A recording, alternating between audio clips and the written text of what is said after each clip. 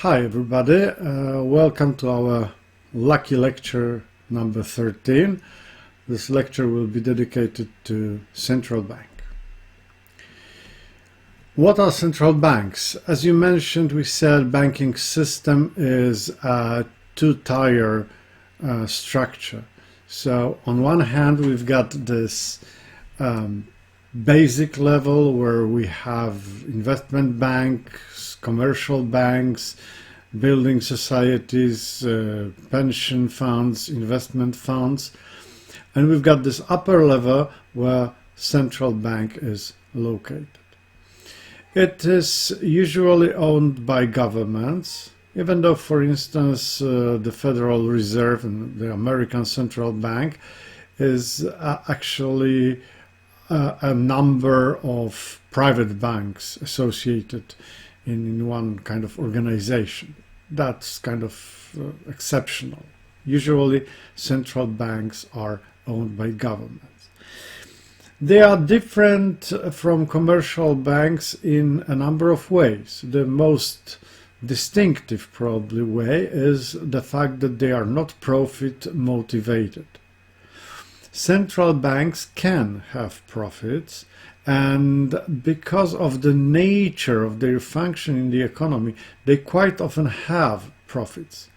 But they are not profit driven in the sense that their actions are not primarily aimed at making profit.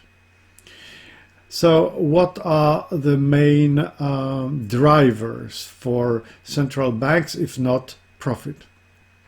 First of all, they are meant to control the currency, the domestic currency, and they are usually supposed to implement monetary policy. And this monetary policy is mainly aimed at fighting inflation, even though they are quite often assigned additional task of supporting government in achieving stable economic growth.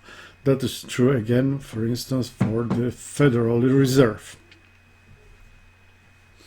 Central banks do not trade with individuals, so there is not a fat chance that you could be a customer one day for the central bank. They trade with other banks or with governments. As you can see in the slide here, the oldest central bank was founded in Sweden. The Bank of England is also pretty old. The National Bank of Poland, Polish Central Bank, was established in 1924. So that was a few years after the First World War. Central banks are usually designed to be independent from governments. Obviously, the level of this independence is different in different countries. So, for instance, in most cases, this is the central bank that is responsible for setting the inflation target. So, they are supposed to say what level of inflation is the desired one. However, in the UK, for instance, the inflation target is set by the government, and the independence of the central bank is simply reduced to the ways in which this inflation target will be achieved. So the government sets the target, and this is up to the English central bank to achieve this level. What are the functions of central bank? We can speak of 6 main functions, with the first one being the most obvious, which is note issue. Central bank is responsible for issuing the currency, coins and banknotes that are legal tender in a given country. So this is where we say the central bank is a pure monopolist as far as creating cash is concerned. The second function is government banker. You could say the central bank plays similar role for the government as your commercial bank plays with regard to you. So all the government revenues are paid to its accounts in the central bank, and expenditures are also paid by the central bank from this money, obviously. The only difference between the central bank and your commercial bank is the fact that you may apply for a loan in your commercial bank, and governments usually cannot apply for a loan in the central bank, because that would be kind of dangerous. That could lead to high uncontrolled inflation. Bankers' bank, this is a similar situation. So you can imagine commercial banks depositing money with the central bank. If they have too much money, they could deposit this with the central bank. Doesn't give that great profit. I mean, usually the deposit rate is pretty low, but well, this is the possibility. And also commercial banks may apply for loans from the central bank. So they can deposit money and they can take loans from the central banks. This taking a loan is the cornerstone of the next function, which is lender of last resort. You know, banks usually make loans one for another. They lend money between themselves. However, if there is a bank that has some serious liquidity related problems, it may be possible that other banks will not support this particular bank with a loan. After all, remember, banks perceive another bank as a kind of competitor. This is not true for the central bank, however. The central bank is not interested in putting some other commercial bank in danger, because central bank does not perceive commercial banks as competitors. The central bank is much more interested in the smooth operation of the whole banking system. And we know that if one bank would go bankrupt, that could cause run on other banks. So there is this possibility that if a commercial bank experiences some serious liquidity related problems, they may apply to the central bank for a loan, and this is this lender of last resort function. Two other functions: operating monetary policy.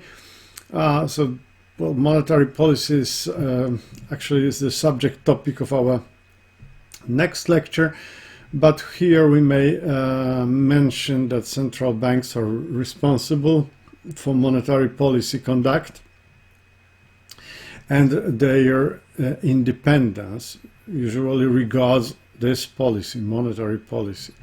So they influence the supply of money, they shape the loan potential of other banks and the liquidity of the whole banking system. In some countries, central bank is responsible for the exchange rate of the domestic currency against foreign currencies. And in other countries, even if central bank is not directly responsible for the exchange rate, they try kind of control this exchange rate or influence it from time to time.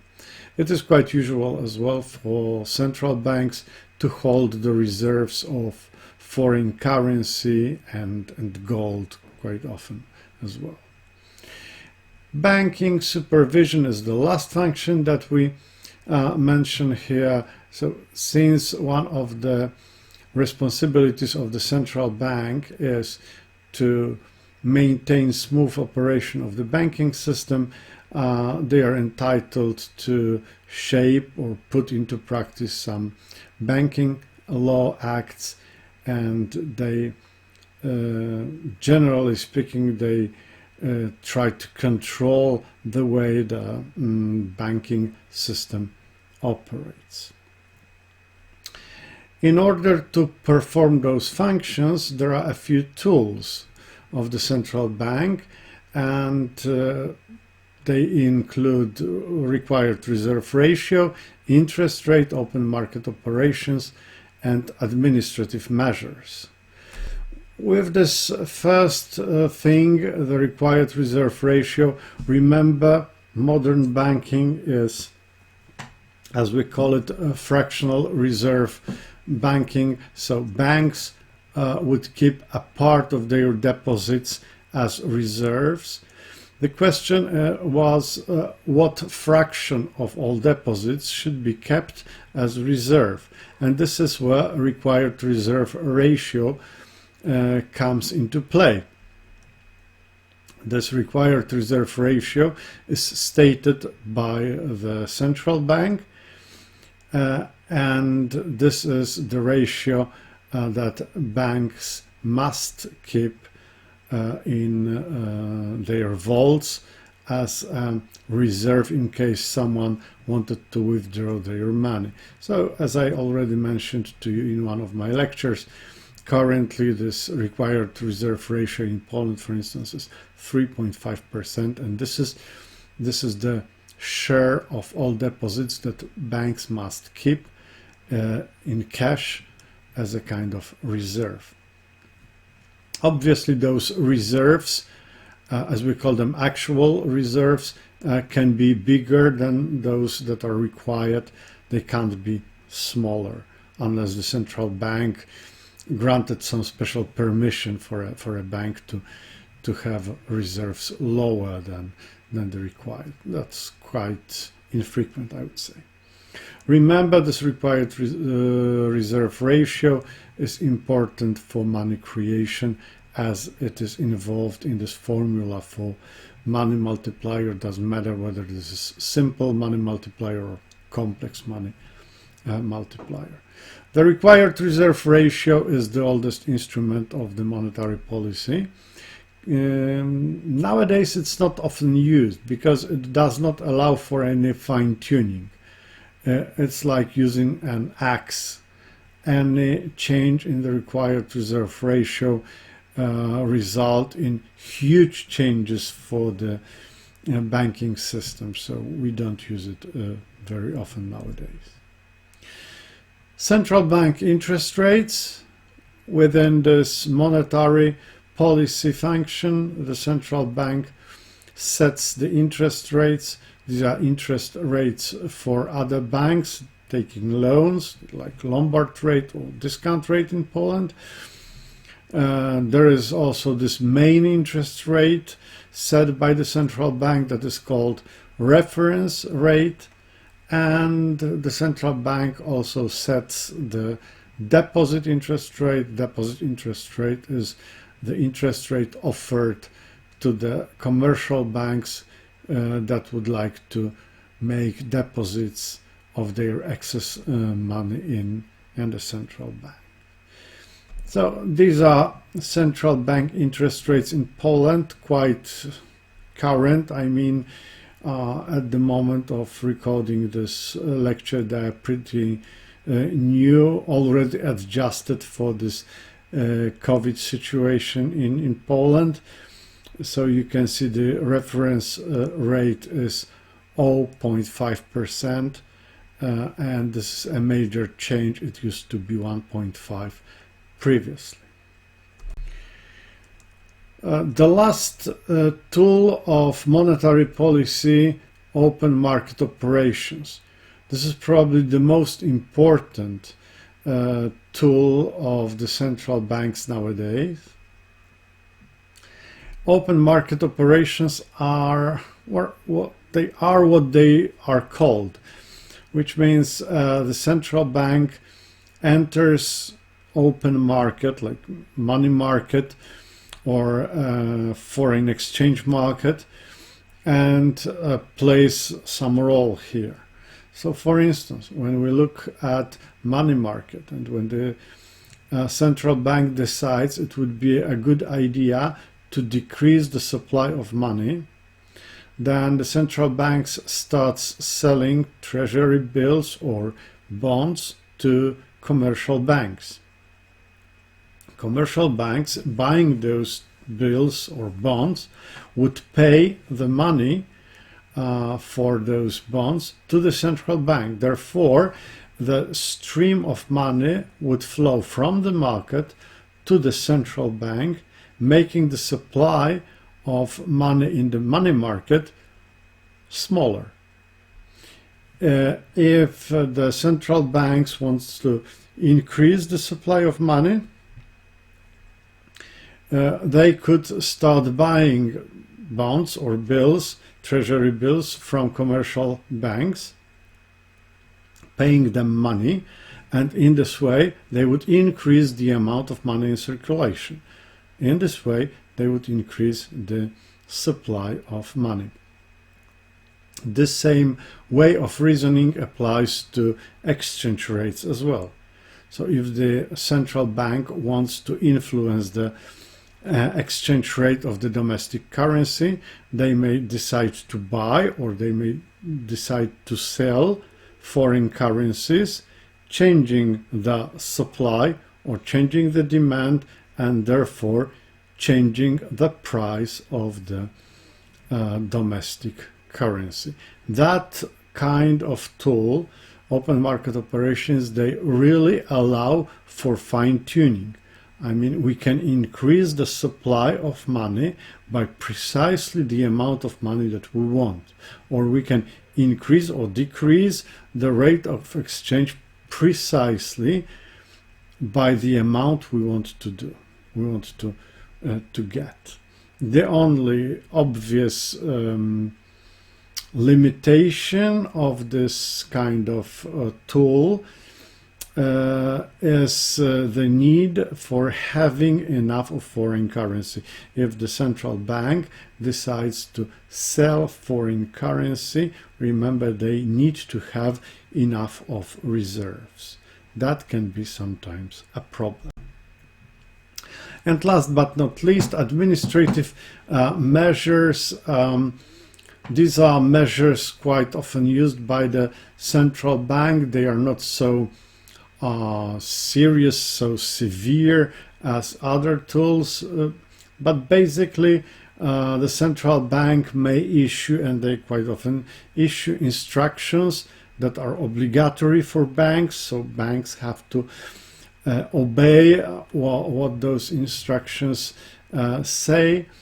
There could be also some recommendations published by the central bank. They are not obligatory. But you know, the central bank is a kind of a big boy, and if such a big boy tells you, well, you'd better follow my advice, then believe me, you'd better follow his advice.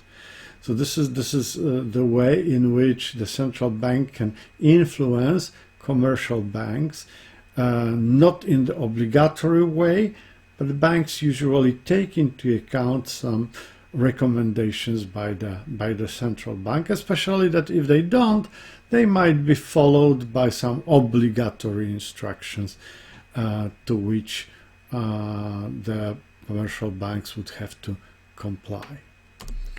Well, that was all that I wanted you to know about central bank. We will say slightly more about that discussing monetary policy. Thank you very much.